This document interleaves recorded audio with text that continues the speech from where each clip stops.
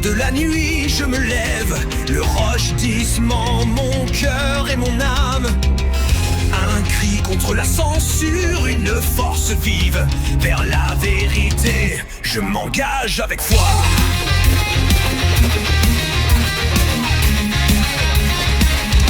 Dieu est mort ainsi par les Nietzsche, mais en moi la volonté de puissance s'étire. Au-delà du bien et du mal, je m'aventure. Mon surhomme intérieur, je l'exulte. De l'ombre à la lumière, je m'élance. L'éveil du héros, c'est ma romance. Chacune de ces voies, je les explore pour trouver mon chemin. Je m'aventure.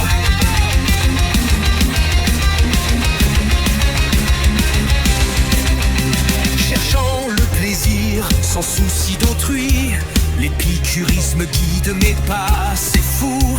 La sagesse dans la jouissance, je la trouve. Libre, heureux, je mélange, je m'enroule. Le virilisme, mon armure et ma force. Dans la bataille, je n'ai pas de remords. Face à l'adversité, je reste debout. Mon honneur, ma bravoure, je l'éclame. De l'ombre à la lumière, je m'élance. L'éveil du héros, c'est ma romance. Chacune de ces voies, je les explore pour trouver mon chemin. Je m'aventure.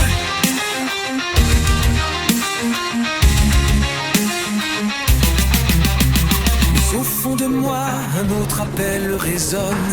Le christianisme, la lumière qui m'enflamme.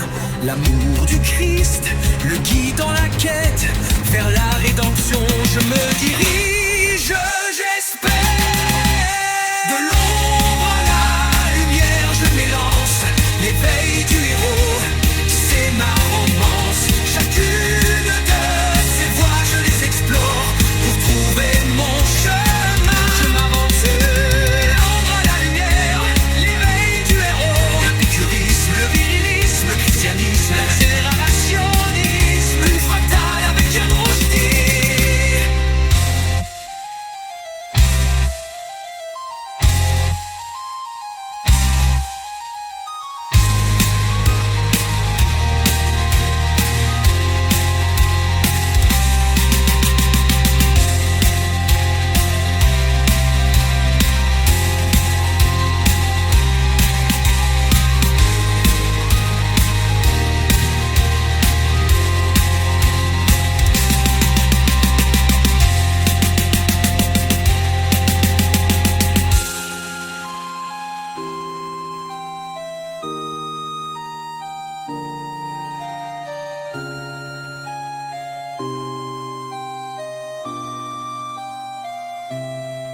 l'épicurisme, le virilisme, le christianisme, l'accélérationnisme, une fractale avec Yann Rochdy. L'épicurisme, le virilisme, le christianisme, l'accélérationnisme, une fractale avec Yann Rochdy. L'épicurisme, le virilisme, le christianisme, l'accélérationnisme, une fractale avec Yann Rochdy.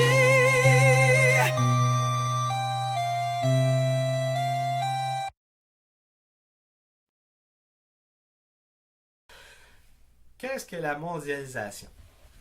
Donc, quand on parle de mondialisation, en général, on va dire la mondialisation, c'est la libre circulation des capitaux, des ressources et des personnes. C'est l'accès au marché, c'est de pouvoir voyager partout, de pouvoir envoyer de l'argent où qu'on veut, de pouvoir investir où on veut, tout ça.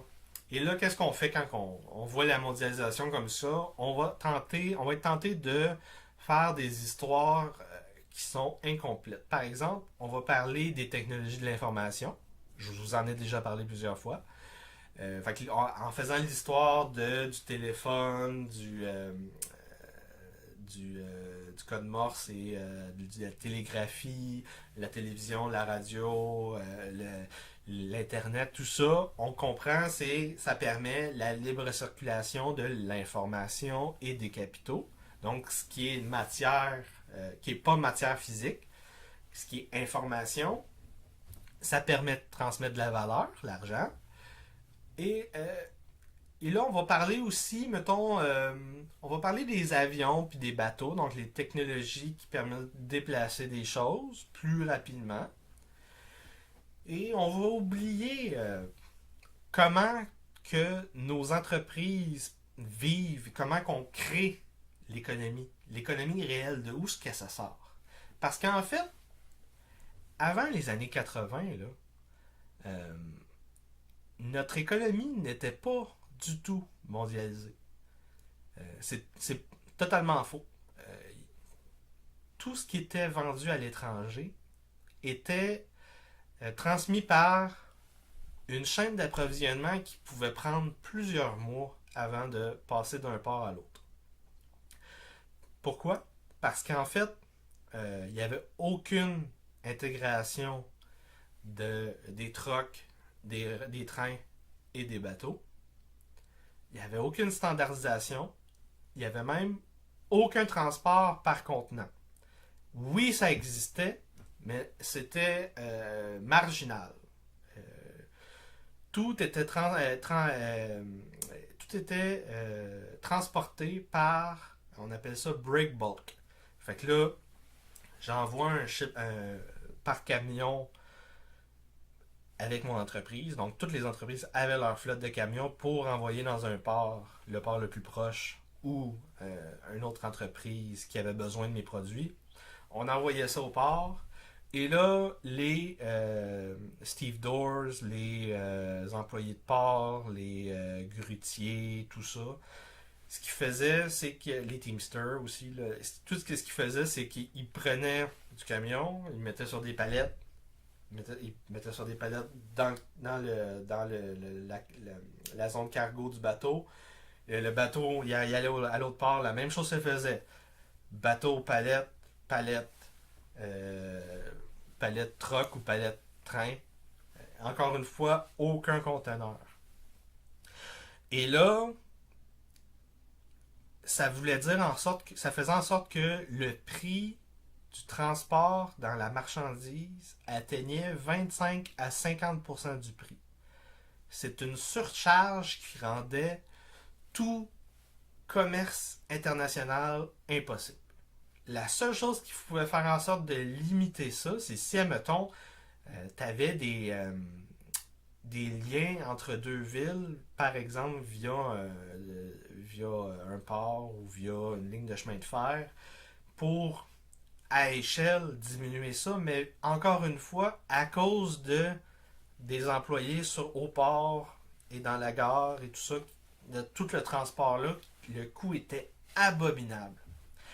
Et là, en 1956, il y a un gars qui s'appelle Malcolm McLean, un trucker, qui a une illumination. Il se dit, mais câlisse, si je fais une standardisation de ça, et que j'utilise un modèle universel de conteneur, eh bien, le temps pour transférer du port au bateau et du bateau au port, ce temps-là va diminuer d'un ordre d'échelle qui a aucune c'est hors de propos. Je vais sauver de l'argent, c'est fou.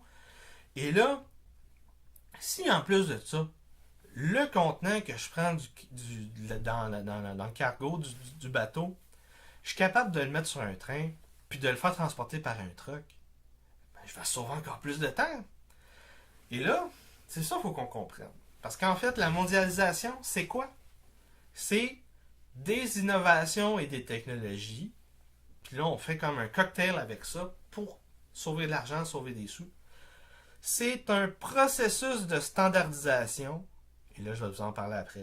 C'est un processus de standardisation qui laisse aussi une place à l'émergence d'usage par les acteurs privés, surtout. C'est aussi la dérégulation des secteurs pour permettre une nouvelle régulation. Parce qu'en fait, toutes ces innovations, ces technologies-là font que les marchés et les entreprises, tout ça, il y a des disruptions qui sont faites. Les modèles d'affaires ne marchent plus du jour au lendemain. Là. C'est très rapide. En le temps de 2-3 ans, des fois, là, on a vu des ports qui étaient tout le temps pleins à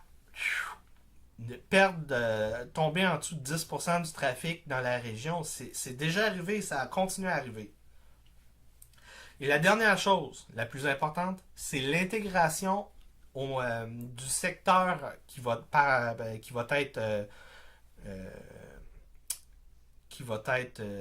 utiliser ce port-là et ces infrastructures-là. Donc, l'intégration de ce secteur-là à l'économie ouverte mondiale. Dans le fond, accéder à des nouveaux marchés qui sont au-delà du marché domestique. Et là, qu'est-ce qui arrive? C'est que le conteneur qui existe déjà au 19e siècle, il y avait des conteneurs dans les armées. La logistique était une discipline de l'armée. La seule chose, c'est qu'au niveau des flottes commerciales et au niveau des entreprises de distribution, ils ne savaient pas c'était quoi la logistique. La logistique comme science, là, à l'université, est apparue en 1983 ou 84. Donc c'est récent, là.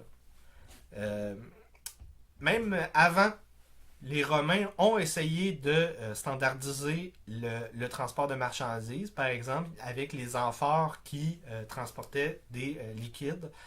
Ils ont essayé de faire des types de chargement pour faciliter ce transport-là, parce qu'en fait, le plus grand exemple de la logistique, de l'importance de la logistique, c'est essayer de nourrir une armée et de maintenir un afflux de marchandises pour garder les troupes capables de participer à l'action guerrière. Et donc, qu'est-ce qui a fait en sorte que dans les fin des années 80-90, on a pu dire la mondialisation est là? C'est 3 choses. L'invention par l'ingénieur de McLean, je pense son nom c'est Tattlinger, quelque chose de même. Donc l'invention du twist lock pour les conteneurs. Il y avait le brevet de ça. Ils l'ont donné gratuitement pour que le twist lock soit utilisé dans toutes les entreprises qui fabriquaient des conteneurs. Ça permet de... Tu mets un conteneur sur un deuxième conteneur et là, juste en pesant sur une switch, il y a un twist qui se fait avec une vis qui bloque les deux conteneurs un dans l'autre et permet de faire comme des Lego, mais encore mieux. La deuxième chose, c'est l'intermodalité. Donc, être capable avec un conteneur de pouvoir le faire transporter dans un bateau, le transporter dans un train, le transporter dans un truck. Le dernier, c'est les lois du scaling. Donc, le scaling, c'est le changement d'échelle. Qu'est-ce qu'elle veut dire? C'est que quand je réussis à faire, mettons, un modèle d'affaires pour le transport de marchandises pour mon premier bateau, ce que McLean a fait. McLean a acheté plusieurs bateaux durant c'est des bateaux de la Deuxième Guerre mondiale. C'est des bateaux qui faisaient 32 pieds de large. C'est important, 32 pieds. Pourquoi? Parce que il invente dans le fond son twist lock avec son ingénieur et là, il fait comme, bon, mon bateau fait 32, je veux maximiser le transport de mes marchandises pour ce bateau-là. Et donc, je vais faire des conteneurs qui vont tous respecter le 32 pieds et qui vont pouvoir être transportés par des trucks et qui vont pouvoir être transportés par des trains. Et là, je vais dire, OK, le modèle pour les conteneurs qui sont transportés par les trucks et les trains, c'est 8 pieds de large et 8 pieds de haut et 8 pieds de large. Donc, je vais prendre ça. C'est ce qu'il a fait. Il a créé des conteneurs pour ces bateaux. Et quand il a vu que pour un bateau, il pouvait avoir tant de conteneurs, ben là, rendu là, c'est que tu fais juste multiplier. Si je grossis mon bateau avec toujours 32 pieds de large, ça va y revenir d'en face après. Et là, je peux maximiser le volume avec je pense qu'il s'est rendu à 6 conteneurs de haut. Et là, c'est des mathématiques rendues là parce que plus que tu grossis ta surface et plus que le volume que tu peux transporter augmente de manière exponentielle. Donc la formule t'as un exposant en 3 dans la formule, donc ça monte assez rapidement. Donc, qu'est-ce qui arrive, c'est que quand tu mets ces trois choses-là ensemble, ça permet de faire baisser le coût du transport de marchandises à presque zéro au niveau de la valeur appliquée au petit article, au petit truc, là, ça devient quelques cents par... donc, c'est ridicule, ou même des fractions de cents. Là. Et donc, quand on a une chaîne d'approvisionnement, on parle de 4 choses en particulier. Dans une chaîne d'approvisionnement, ça te prend des ressources. Donc, des ressources primaires, des ressources secondaires, manufacturielles, des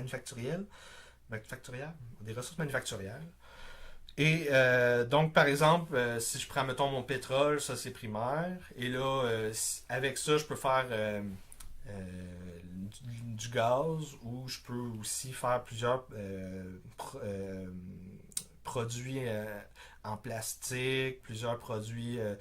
je peux aller chercher plusieurs types de gaz différents, je peux aller chercher plusieurs choses comme juste la vaseline, ça aussi c'est fait avec du pétrole. Donc tout ça c'est secondaire. J'ai besoin aussi d'infrastructures. C'est primordial parce que dans le fond, ce transport-là va se faire sur ces infrastructures-là. Donc ce qui est vraiment important, c'est les ports, les gares, les entrepôts, les rails, les routes. Et les flottes et les grues. La flotte, quand tu construis ta flotte, il faut que tu prennes en compte de vouloir maximiser le volume et le poids que tu veux transporter, parce que les deux sont importants. Tu veux que ta grue ne soit jamais à l'arrêt et que ton transport ton chargement-déchargement se fasse en même temps. C'est là qu'on est rendu, oui. Donc, ils prennent un conteneur, ils le mettent sur le dock, ils prennent un autre conteneur, ils le remettent sur le bateau. Donc, on coupe le temps de même. Et on veut jamais avoir d'espace vide sur notre bateau.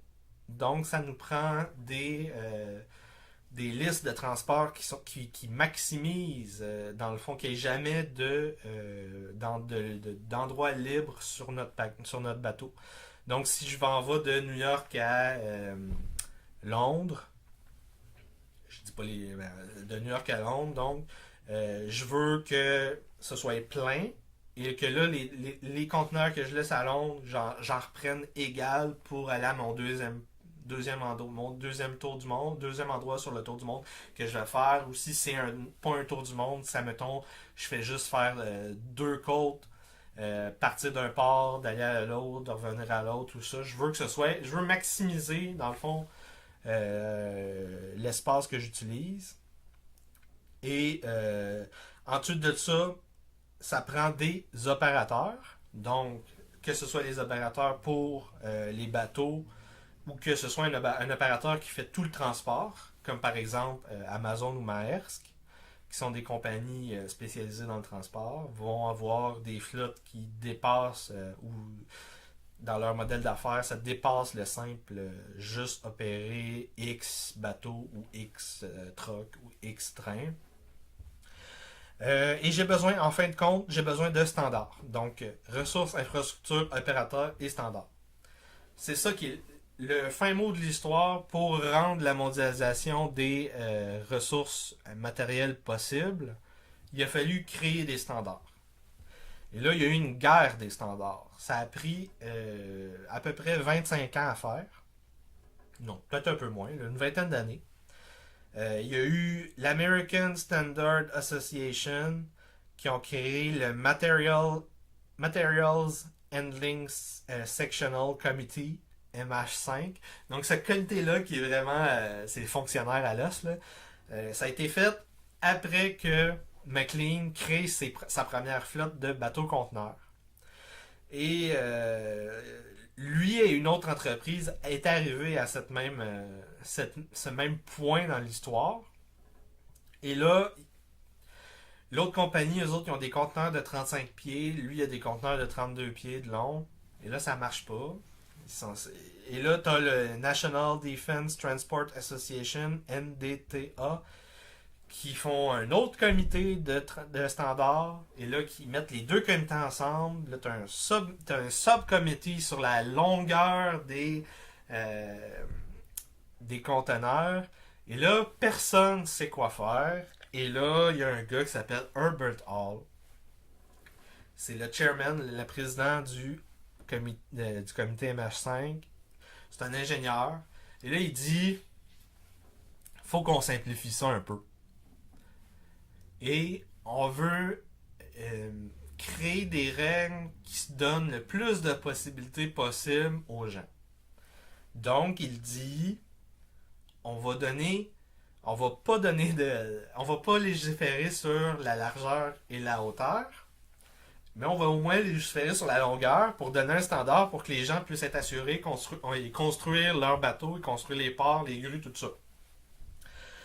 Et là, on va dire vous avez le droit d'avoir des conteneurs de 10, 20, 30, 40 pieds. Et là, ça va faire comme Tetris. Vous allez pouvoir tout envoyer ça. Là. Tetris n'existait pas à cette époque-là, on s'entend. Et c'est de là que nous avons tous les formats de containers que vous connaissez aujourd'hui. Donc, les containers, en général, que les gens connaissent, c'est 10, 20, 30, 40 pieds, 32 pieds, 35 pieds. Et très, très rarement, tu vas avoir d'autres types que ça. Et la largeur reste 8 pieds, la hauteur reste 8 pieds. Il y a eu des compagnies qui voulaient donner 8 pieds 8 pouces de haut pour aider les gens à manufacturer avec les buggies puis les transpalettes puis pas les grues, là, mais les chariots élévateurs pour les sortir plus rapidement des camions. Mais les villes de la côte est américaine et d'Europe, avec leurs vieilles rues et leurs vieux ponts bas et tout ça, ben ça marchait pas. Donc, ils ont abandonné cette idée-là assez vite. Mais la longueur des conteneurs, c'est de là ça vient. Et ensuite de ça, c'était pas fini. Hein. Il y a eu après que les Américains trouvent un standard pour pouvoir rendre le modèle d'affaires possible. Tu peux pas juste avoir l'économie américaine avec la côte est, la côte ouest. Ça te prend le monde au complet. Et là, c'est la International Organization for Standardization, donc le ISO. Donc ISO 9002, 9001, toutes ces affaires-là, c'est cette compagnie-là. C'est cette agence-là qui fait ça. Qui ont fait le comité technique 104 pour arriver au même truc. Et aussi, c'est suite à ce processus de cette standardisation-là que vous connaissez maintenant l'unité de mesure de transport de marchandises qui est le 20 Foot Equivalent Unit, TEU, ou l'équivalent de 20 pieds. Donc, le conteneur de 20 pieds par 8 pieds par 8 pieds, c'est un conteneur, un EVP, un TEU. Et donc, quand on a un bateau de transport de marchandises, on a X TEU, X EVP, et quand on parle de bateau, même là, le max, parce qu'il n'y a pas de maximum, hein, de la loi d'Archimède sur la matière sur la surface de l'eau, ce qui fait qu'on peut toujours créer des bateaux de plus en plus gros. Mais la limite, en fait, la limite actuelle, c'est les canals. Donc, quand on va dire Panama Max, ça c'est le bateau maximum pour les écluses du canal de Panama. On va dire Suez Max pour le bateau de grandeur maximale au canal de Suez. Et donc, c'est la limite présentement du transport de marchandises, n'est plus la grosseur des bateaux, mais la grosseur des écluses des canaux. Et c'est toujours de dealer avec le coût du pétrole et la distance avec le coût du transport par les écluses. Donc, si, admettons, le prix du pétrole est bas, puis que le prix pour passer au canal de Panama est élevé, ben c'est peut-être plus rentable pour moi de faire le tour de l'Amérique du Sud si je veux passer de la côte est à la côte ouest, ou de la côte ouest à la côte est. Et c'est pareil avec le canal de Suez pour passer de la Méditerranée à l'océan Indien. Pour arriver à cette mondialisation-là, il y a eu des obstacles. Les obstacles, c'est... j'ai oublié de fermer mon son, là.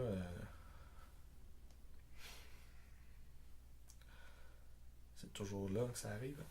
Donc, c'est les obstacles que j'ai dû avoir, qu'on a dû avoir pour passer tout ça, c'est, dans le fond, les syndicats, les cartels et les vols. Parce que dans le fond, dans le temps du transport de marchandises en break bulk, donc le transport de chaque marchandise, par exemple, quand on avait des cargaisons de whisky, c'était pillé à moitié ou aux trois quarts, tout était pillé quasiment. Pour accéder aux lignes de transport entre les pays, les ports, il faut rentrer sur des conférences. Donc, il faut que l'opérateur du port soit lié à des cartels. Donc, par exemple, à Québec, l'année passée, la compagnie Hutchison Ports a signé avec la Ville de Québec un partenariat, 775 millions d'investis dans terminal portuaire. Et dans le fond, c'est un lien qui permet de rentrer dans une conférence ou plusieurs conférences. Là, c'est l'accès de Hutchison Port. C'est 52 ports, dont dans 27 pays, en Asie, au Moyen-Orient, en Afrique, en Europe, en Amérique et en Océanie. Donc, c'est sur toute la planète. Ça permet au Québec de rentrer sur le marché mondial dans tous ces pays-là. Si une entreprise qui peut envoyer ses marchandises au port de Québec essaie de faire affaire avec d'autres compagnies qui viennent de d'autres pays ou de d'autres ports que ceux-là, ça veut dire que ça prend des ententes avec d'autres transporteurs. Et là, c'est là que on commence à voir la game de logistique, de guerre de logistique qui rentre en marche parce que on n'a pas accès à tout le monde. On a accès à une partie du monde. Mais là, si je connais quelqu'un qui connaît quelqu'un, je peux encore une fois augmenter ma projection et donc mon marché. Donc, c'est la même chose. Si j'écris quelque chose pour un marché de 100 000 clients au Québec, et là que j'ai un leader mondial que lui est capable de scaler pour produire quelque chose à 100 millions de personnes. Le coût de son produit, il va coûter rien à vendre, tandis que le coût de la compagnie qui a juste 100 000 clients, il risque de voir une différence entre ces deux, entre le coût de ces deux produits-là. Ce qui fait en sorte que, à cause de cette mondialisation-là, des transports, et dans le fond, l'effondrement du coût du transport, ça fait que on est encore plus mis en concurrence directe avec tous les marchés de la planète. Ça veut dire que si je crée du fil de fer à Saint-Hyacinthe, dans une aciérie, donc un fil d'acier. Si je fais du fil d'acier dans une aciérie à Saint-Hyacinthe, s'ils font du fil d'acier dans l'État de New York, s'ils font du fil d'acier dans le coin de Shenzhen aux États-Unis, en Chine, je veux dire, mais toutes nos entreprises sont mises en concurrence les unes aux autres. Et là, ça veut dire que tous les États qui sont capables de subventionner leurs entreprises sont mis en avantage par rapport aux autres. Et donc, si j'ai accès à plus de marchés pour pouvoir produire encore, augmenter mon volume de produits et donc mieux distribuer le coût du produit à tout mon inventaire et donc au niveau avec une plus petite marge mais à plus de clients, je vais faire plus de gains d'échelle et là je vais pouvoir combattre les prix du petit vendeur et c'est ce qui se passe là, présentement. C'est ça la guerre commerciale. La guerre commerciale, d'une part, tu as les tactiques déloyales et illégales, grises, fait que ça va de l'espionnage à la subvention aux entreprises, des exceptions nationales, comme qu'il y a dans la zone euro. Et c'est ça. Et t'as de l'autre côté, tu as jusqu'au le coût du transport logistique et l'accès au marché par des opérateurs de portuaires, des opérateurs de transport de marchandises. Et juste par exemple, si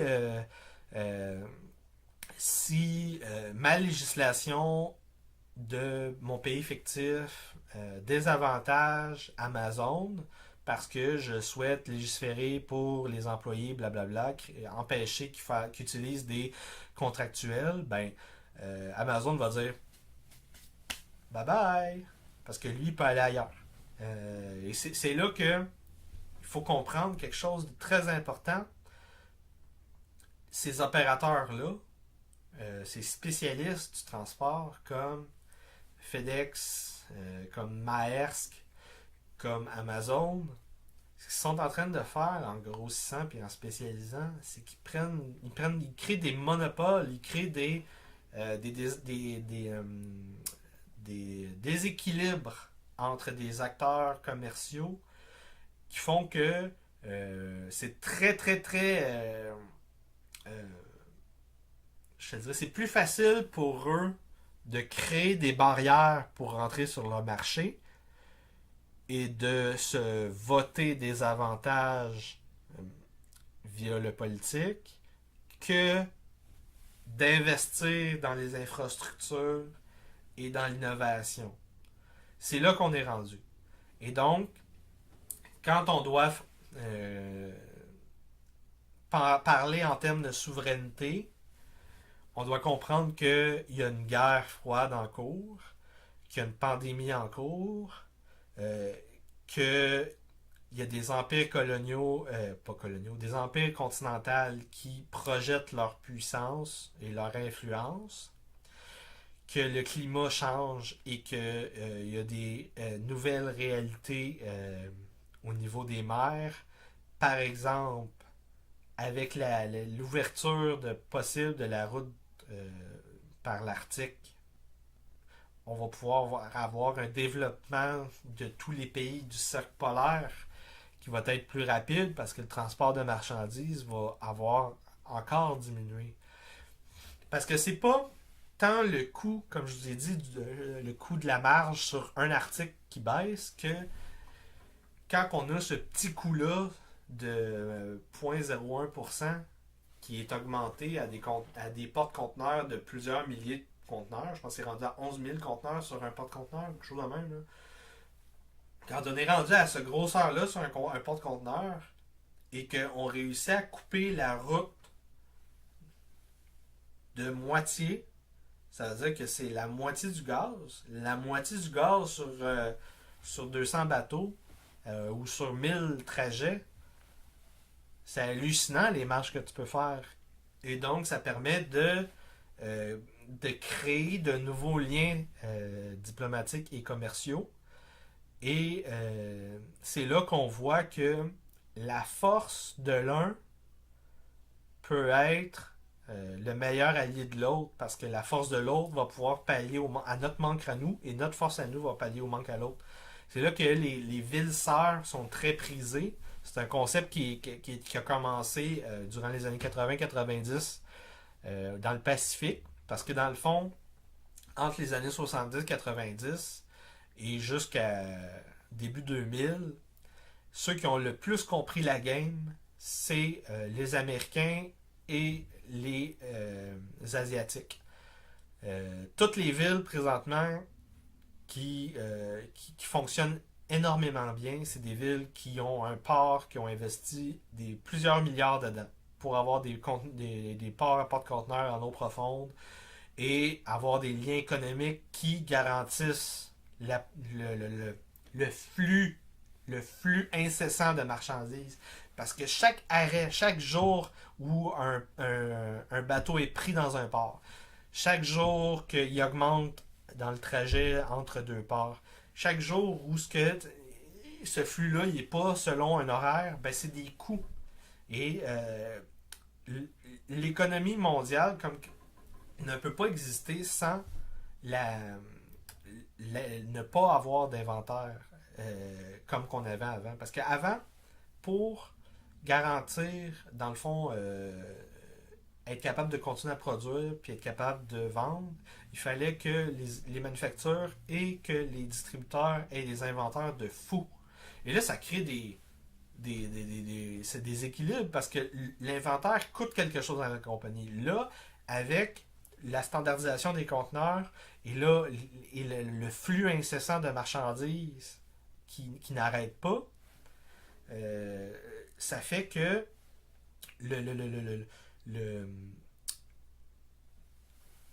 quand ce flux n'arrête pas, je suis plus capable, j'ai plus besoin d'avoir cet inventaire-là. Et donc, le coût de mes investissements qui sont immobilisés, il est plus bas, donc je peux plus réinvestir ou en faire plus de profit. C'est souvent ce qu'ils font avant, là, parce qu'ils vont chercher des subventions pour payer les infrastructures. Ça, c'est un classique. Et ce qui fait que, avec la mondialisation, vue de cette manière-là, on a complètement disrupté tout le modèle de développement urbaniste qui avait pré-20e siècle. Le développement, jusque dans les années 80-90, le développement passait par des ports. Fait qu'on avait un port qui était tout le temps plein, tout le temps avec des bateaux immobilisés, tout le temps qui prenaient un temps fou à débarquer, tout ça. Et on a passé de ça à le minimum d'arrêt possible et un flux incessant. Ce qui fait que toutes les manufactures avant étaient sur le waterfront qu'on appelle, parce que on voulait limiter le temps que ça prenait pour le transport. Donc je construisais mon infrastructure proche du port de Montréal. Et là, j'envoyais avec mes camions tout mon produit au port. Et là, j'attendais des mois avant que ça soit transmis. Et là, avec l'innovation des conteneurs, la standardisation et tout ça, ce temps-là est diminué de moitié, triple, quadruple. C'est rendu quelques jours et je peux avoir mon produit qui vient d'une manufacture aux États-Unis par Amazon. Et donc, moi, je suis un entrepreneur qui crée une manufacture. J'ai aucun incitatif à me construire proche du port, parce que anyway, proche du port, ça coûte une petite fortune. Donc, je m'en vais loin. Et donc je peux commencer à développer le hinterland, qu'on appelle, tout ce qui est les territoires plus loin que le port. Et avec, par exemple, le transport avec le train pour les longues distances, donc au cœur des continents, et avec le camion pour les transports de courte distance, donc moins de, je dirais, 100 000, 150 km, moins de ça. Avec ça, je couvre tout. Je couvre tout le territoire et je permets l'accès à nos entrepreneurs, à nos distributeurs, à nos artistes, à tous ces gens-là, je permets un accès au marché mondial. Mais cet accès-là, il vient avec des nouveaux risques. Les nouveaux risques, c'est donc la guerre de logistique, les points de pression. Par exemple, nous savons que le Parti communiste chinois possède désormais le canal de Panama. Ils l'ont acheté. Ils sont présents à Cuba. Ils sont présents dans plusieurs États du Pacifique. Ils sont présents en Afrique. Ils achètent des ports un peu partout. Et là, s'ils décident du jour au lendemain d'augmenter les coûts pour rentrer sur la liste des clients acceptés par l'opérateur du port, donc permettre de rentrer sur ces marchés-là, ça veut dire que mon entreprise va devoir accepter de traiter avec le Parti communiste chinois. Donc ça veut dire que si je m'appelle, mettons, la compagnie Gap, je fais des chandails avec le logo tu vois la Chine, le territoire, de quoi ça a l'air sur une carte, et que je mets pas Taïwan, et en plus de pouvoir me faire pression sur les entreprises qui font le tissu puis qui impriment le logo en Chine, si mettons, ok, je le fais pas, je le fais imprimer en Inde. Mais si je veux essayer de le vendre dans un état où l'opérateur du sport est chinois, il peut me faire pression là. Fait que c'est des nouveaux points de pression pour des acteurs étatiques et des acteurs extra-étatiques, on pourrait dire. Que ce soit des mercenaires, que ce soit des compagnies globales. Donc tout ça, c'est des nouveaux points de pression. Et il faut qu'on comprenne que du jour au lendemain, si on perd ces contrats-là, si, mettons, le port de Montréal ne se développe pas et que les syndicats et les Autochtones créent trop d'incertitudes dans le transport de marchandises, parce que maintenant, je vous rappelle que la ligne d'approvisionnement, c'est 3 jours. Ça prend le stock de marchandises des entreprises, c'est 3 jours. Donc, quand il y a un arrêt de 3 jours au port de Montréal, il y a des entreprises qui mettent des employés au chômage. Ça arrive. Et par exemple, quand on est en train de récolter le grain et qu'on n'a plus de gaz naturel pour le séchage, donc faire fonctionner les séchoirs gigantesques que nos agriculteurs utilisent, eh bien c'est un autre point de pression. Et c'est pour ça que le Parti libéral du Québec voulait développer un port méthanier dans le Saint-Laurent. C'est pour ça qu'il faut continuer à parler de ces... c'est pas juste des petits projets. Là. Ça, c'est des projets pour construire le Québec là maintenant. Là. C'est le Québec d'aujourd'hui. Donc, si on veut ne pas rester un vassal et qu'on veut maximiser notre souveraineté, nous devons comprendre et imposer, pas imposer, mais il faut qu'on ait une stratégie d'ensemble qui est politique, qui est économique, qui est de sécurité, qui est même militaire. Ça nous prend une stratégie qui est portée par un bureau du renseignement économique et stratégique, le BRES que j'appelle. Ça nous prend des plateformes d'information qui transmettent des informations de sécurité aux entreprises manufacturières.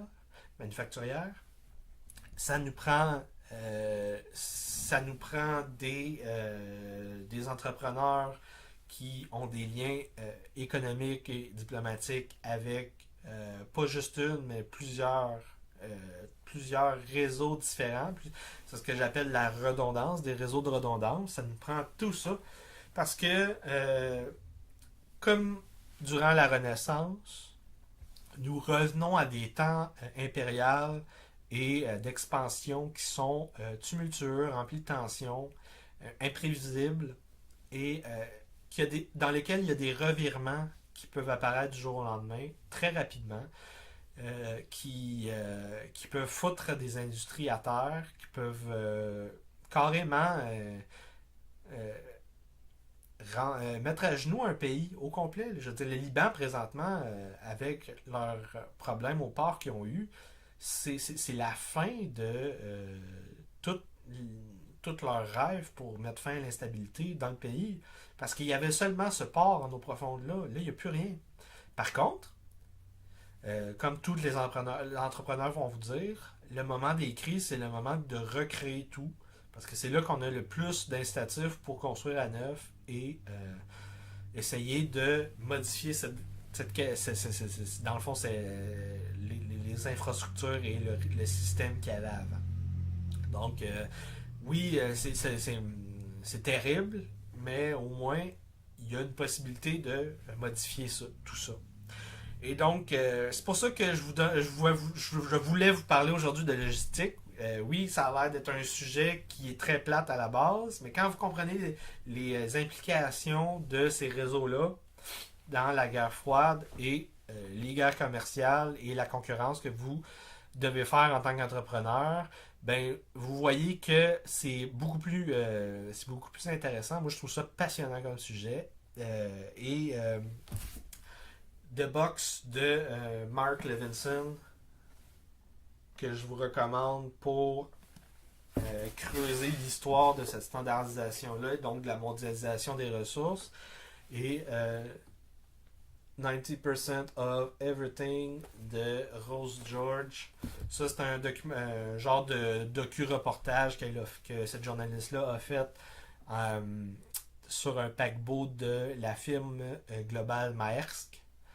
Et c'est intéressant si vous aimez le type de reportage sur c'est quoi la vie de quelqu'un qui travaille sur ces bateaux-là.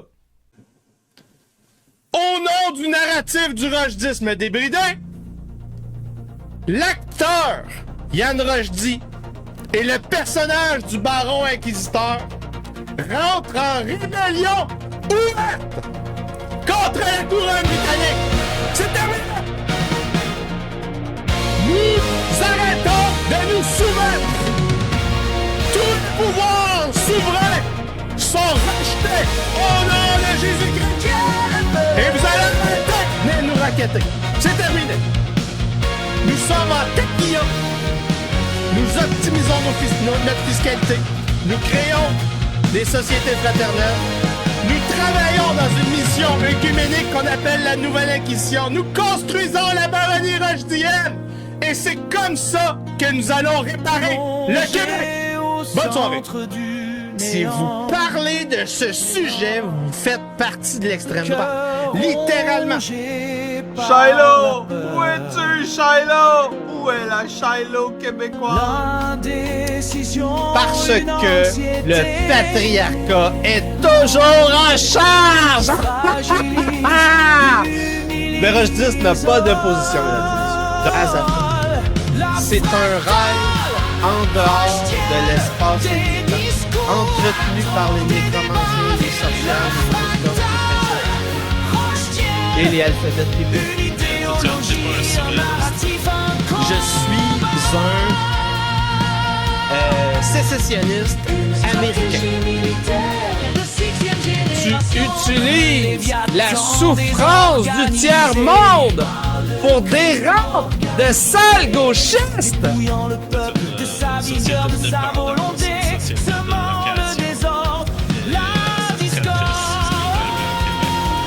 Donc c'est quoi un monde viriliste?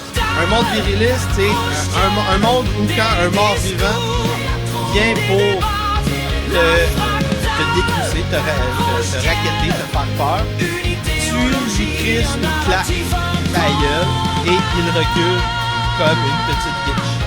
Des propositions contre les fonctionnaires et les ministères qui ne sont pas assez radicales.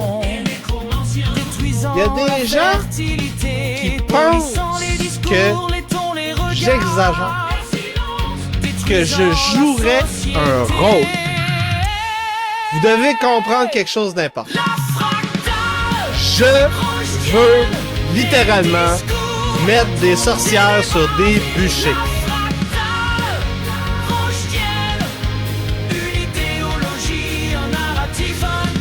Donc, plus que la moitié des Gen Z veut une dictature, selon un sondage en Angleterre. C'est en plein Comme le cœur de ce néant qu'a lieu l'éveil du héros, que la fractale roche d'Hyène nous amène au-delà des illusions, vers la vérité, l'honneur, la vertu.